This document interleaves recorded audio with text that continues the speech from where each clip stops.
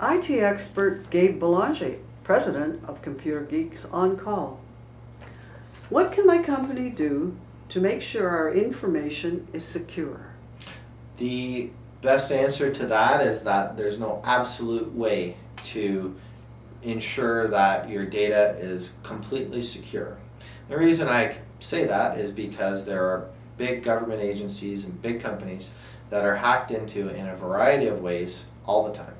So the way that you must protect and secure your important information is through managing that information properly.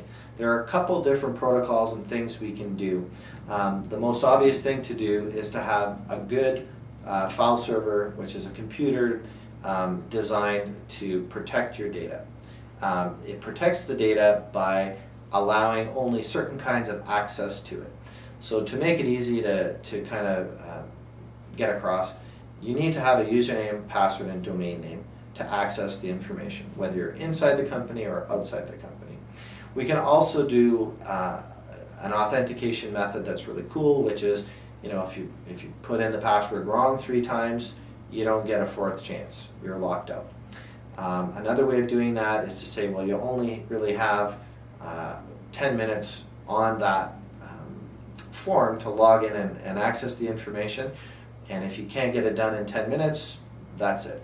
What these kinds of measures do is they prevent hackers and other kinds of people from trying to access the information by guessing many passwords over weeks or days or hours. There are many other levels of encryption and levels of security that we can use. There's one example I can think of for sure where you kind of look at a random code that's generated on a device, you log in with your password, and you put in the random code. And obviously that's quite a foolproof method to allow that extra level of security. Now, even with this random code generated on this small device, which a lot of companies use, combined with your password, you can still have security breaches. So how does this happen? Well, the way it happens is that there are infections that get on your computers. These endpoints in your company may be your mobile workforce, it may be branch offices, it may be computers right inside your office. It could even be your cell phone.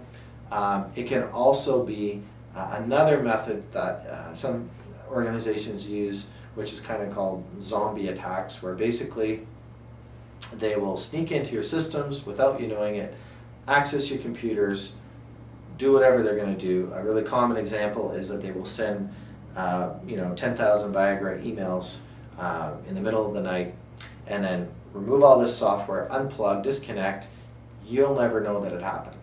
So this kind of attacks and breaches of security do happen. I've seen them quite a few times. And in some cases, they're very difficult to figure out. In some cases, the internet service provider has alerted the customer that, yes, your company has sent out 10,000 Viagra emails the last 3 months, from 3 a.m. to 4 a.m. on Saturday.